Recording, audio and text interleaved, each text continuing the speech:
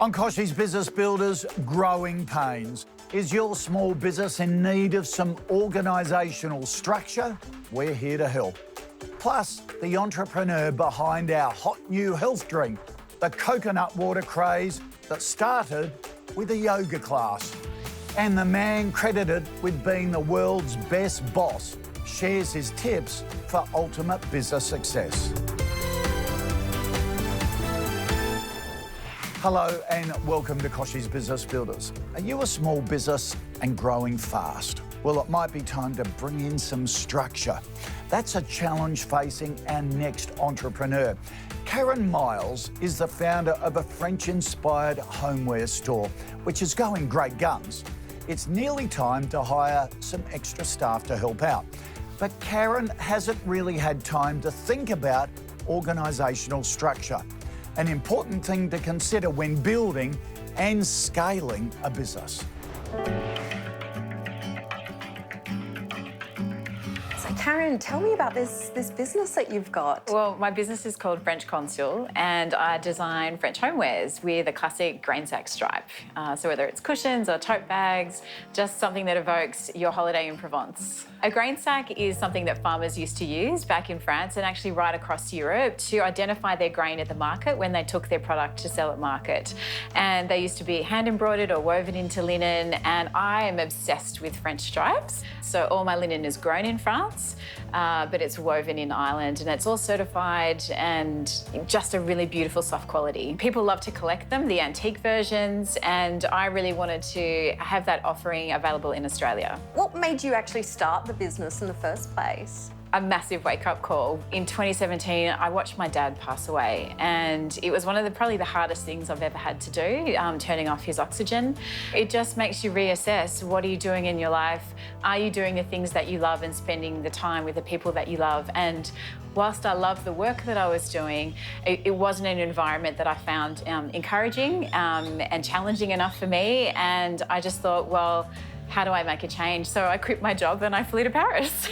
I spent some time with some amazing creative women, touring around Paris, meeting amazing designers who are creating their own businesses. And then I went down to Provence, and of course, I couldn't find a striped cushion that I wanted. I just was obsessed with finding like a tablecloth or a cushion or a tote bag with this grain sack stripe. Could not find it anywhere. What are your next steps? What are you looking to achieve? I've been launched for a year now, and it's gone really well. So I've got about 40 stockists around Australia, 2 in the UK and 3 in the US now, and I've just done a really exciting pop-up in Soho in New York, which went so well. It was such a pinch me moment. I couldn't believe it. And I just can really see that international growth is my next step. After doing a trade show in Australia in Sydney earlier this year, I really got to see that the US is probably the next step for the brand. And there's so many beautiful farmhouses, and there's the Hamptons and coastal style in the US, and it's a much larger market who love linen and who love grain sacks. So when you're talking now about, expansion to the US, what's your long-term vision for the business? I want a calm, happy, creative place to work, and I want to provide that for others when I eventually have people in my company, but now it's just me. And, I've found that in a lot of my partners that I work with the suppliers, and it's the relationships and the quality of life that I want to build for myself that's really important to me, and that's what's driving the brand. It's a really important point, because I think, our vision, our long-term vision really does impact in terms of the organisational structures that we're creating right now, and the processes and the policies and all the product that you're building. It's all for a very big purpose, and we need to keep that in mind when we're building and scaling businesses. So in terms of your organisational structure right now, what's your legal structure? You're a company or you're a sole trader? What are you right now? At the moment, I'm a sole trader. I didn't really want to go through the expense and time involved in setting up a company just yet, because I wanted to prove the concept first. And I've spent the first year doing that, and it is working. And so I'm very proud of myself. That will impact down the track how you scale your business and how you structure it and how you grow it. And ultimately, down the track, it will also impact the kind of government support, the grants and the sort of programs that you can get access to. So that's a really important point to consider when you are starting out on this journey. Do you have an organisational structure of any kind and any systems in place that are supporting you to grow this business? Look, there really is no structure or systems in place. I know that that's something I will eventually need to do. I guess I've really just been flying by the seat of my pants. I just know that this business is now getting bigger than me. So I'd love your advice on what I can do to start scaling that. Stay with us. We'll find out how to start implementing that organisational structure. If you're a startup, do you regularly review the suitability of your board members? A new report by KPMG says Australian startups are actually missing growth opportunities because of substandard boards. The Startup Board Report found only 1 in 4 Australian startups have an independent director on their board, and 65% don't go through a formal recruitment process for board members.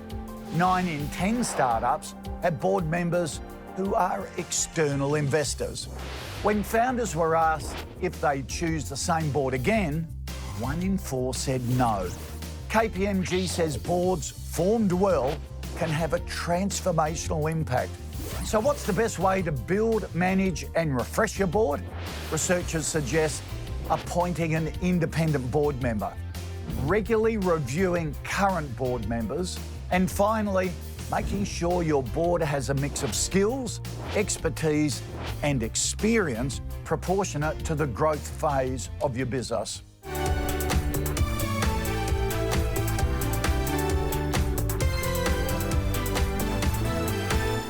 Hi, I'm Simon Grew from Grew & Co Fine Jewellery, and we love small business.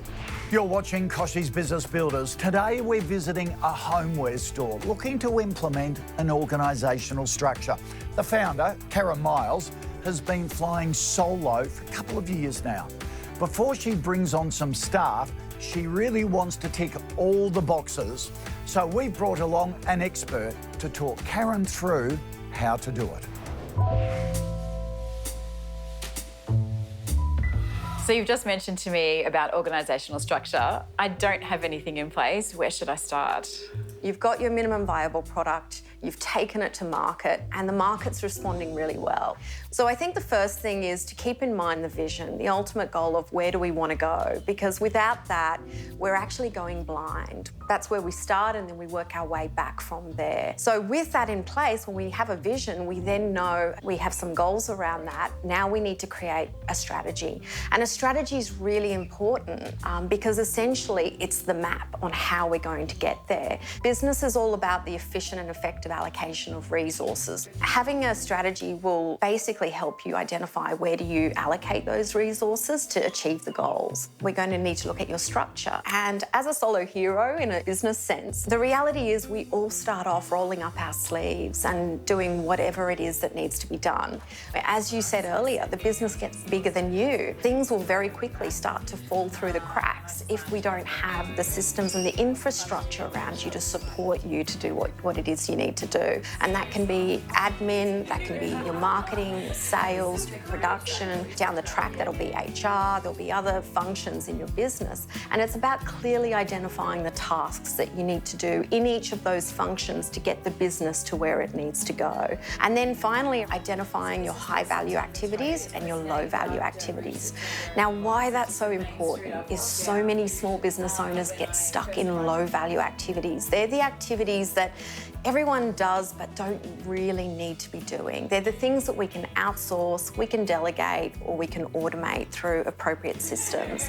What's the risk if I don't put these sorts of structures in place? Slowly but surely, the wheels are going to start falling off. You're going to start to experience bigger and bigger challenges, mistakes, errors, issues. And unfortunately, these cost businesses an enormous amount of money. So for example, 30 to 40% of revenue is lost due to inefficient operations. My greatest challenge I can see is integrating, things like how do I manage my inventory and what stock I have and not running out of stock. Then that sort of taps into my production schedules to ensure that I have fabric, because fabric takes a month to make, and then a couple of weeks to sew, and then 2 weeks to ship from Ireland. So I've got lots of logistics, managing my stock, but then also fulfilling the orders. How do I integrate all of that? So the great news is that someone's already done the heavy lifting for you and built these amazing systems, these online cloud-based platforms, essentially, that can help you manage your end-to-end manufacturing process, your entire inventory management. These systems are designed to really streamline your business, to be able to give you real-time data so that you can make the right business decisions. I'm looking now into doing a trade show in the US, and I wonder, how do I then ramp up to manage those volumes of orders that are going to come through? Because like you said, I don't want things to fall through the cracks. The important thing is that you start now. So that means that you don't wait until the week before you go to your trade show or before you make a massive sale and suddenly you're inundated with, requests for product. So I think the really important thing is that you set up the bones and the infrastructure within your business and the back end of your business now so that you can start to get comfortable with the systems and processes, so that you start utilising them, so that you start making sure that you're solving any glitches or bugs that they might have in the early days, so that when it comes time where you actually really do need them, that they're there to support you. Thank you so much for all your wonderful advice. I can see an action plan in place already. So, when implementing an organisational structure, first figure out your long-term vision. Where do you want your business to go? Then create a strategy. Like Natalia says, it's your map for how to reach your end goal. From there, you can allocate resources to achieve your goals. And whatever you do, don't get caught up doing tasks you can outsource or automate. Your time can be better spent elsewhere.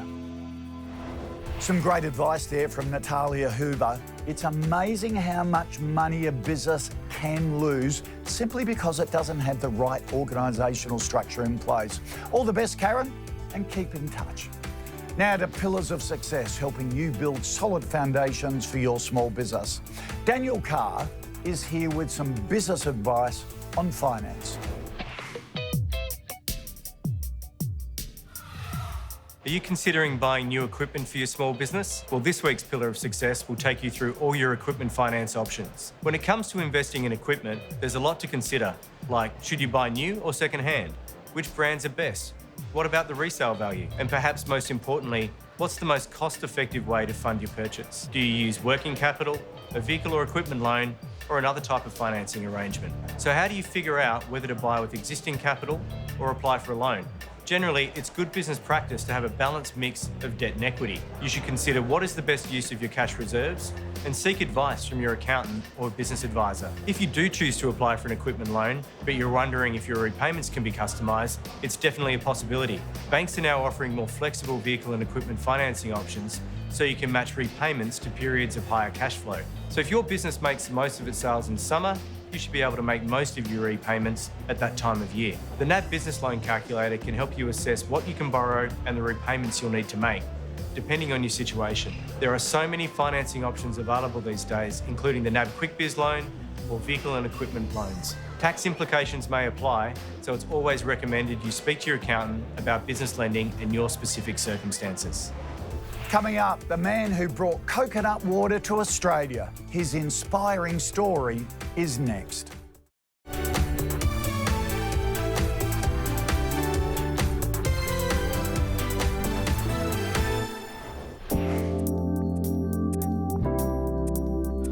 Hi, this is Aaron Ain. I'm Aaron Ain, the CEO of Kronos, and these are my top 3 success tips that I follow. The first is understanding that great organizations, no matter how big they are or how small they are powered by great people. And what can you do to recruit and retain great people? Trust them, over-communicate them, share the limelight with them, be an unleader, if you will. Make them be part of your team to help us be successful.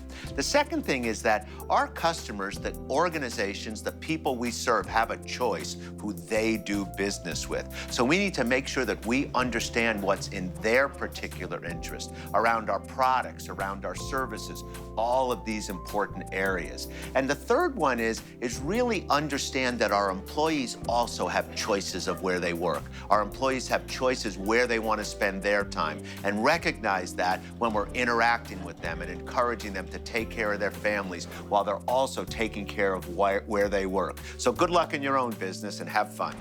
Our next entrepreneur came up with his business idea after a Bikram yoga class in New York City, would you believe? David Freeman was handed a fresh coconut to quench his thirst, and that's when he was inspired to bottle it up. His brand, H2 Cocoa, is now market leader in Australia and New Zealand and is almost doubling in size year on year.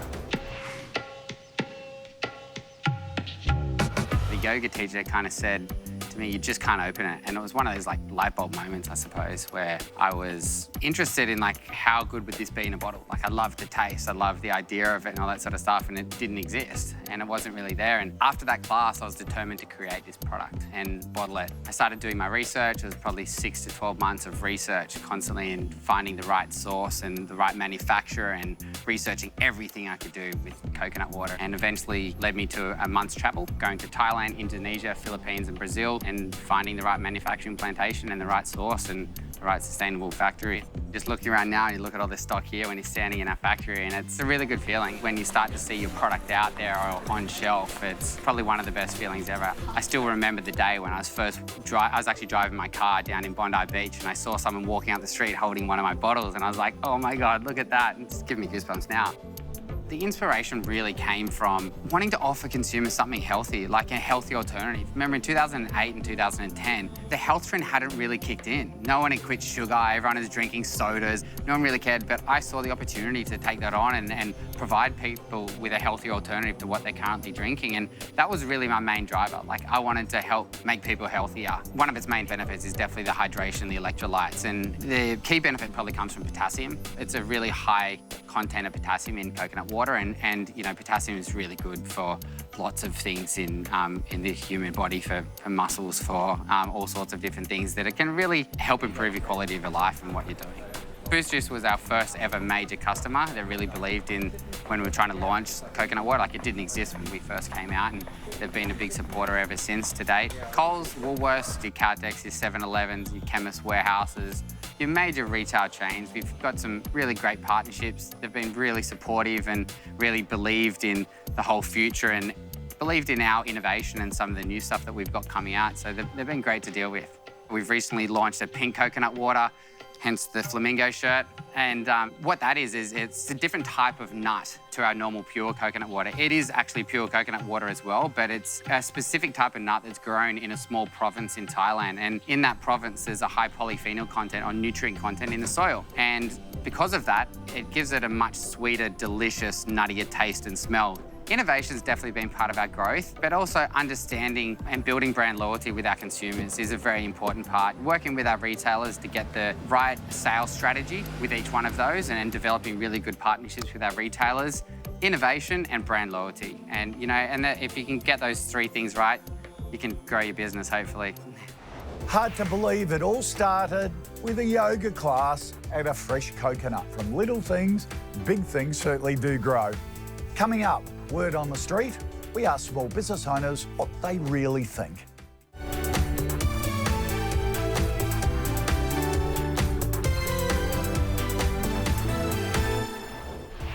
It's time for Word on the Street, helping to answer some of your biggest questions. This week, we asked, what's been your biggest mistake? My biggest mistake as an entrepreneur would have to be not making the hard decisions earlier. I think things like firing people, letting go of contractors.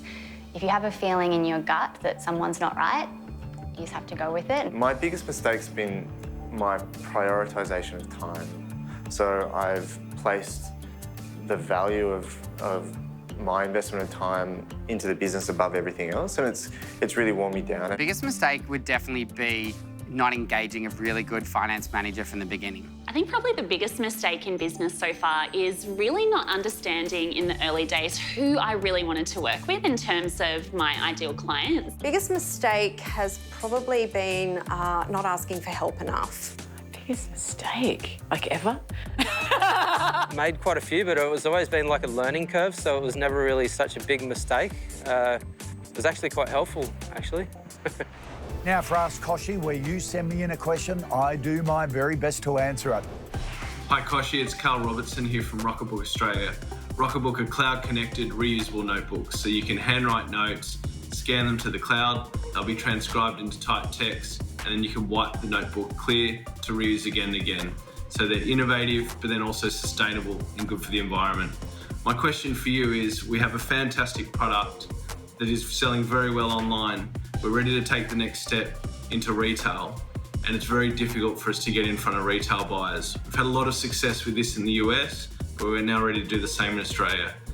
My question is, how do we go about getting in front of retail buyers to show them our fantastic product? Thank you. For my answer to that question and more, visit our Facebook page every Tuesday from 12:30 Eastern. And of course, feel free to throw me any other questions you might have as well. And don't forget, you can catch up on this episode and plenty more at kochiesbusinessbuilders.com.au. See you next week for more Kochie's Business Builders.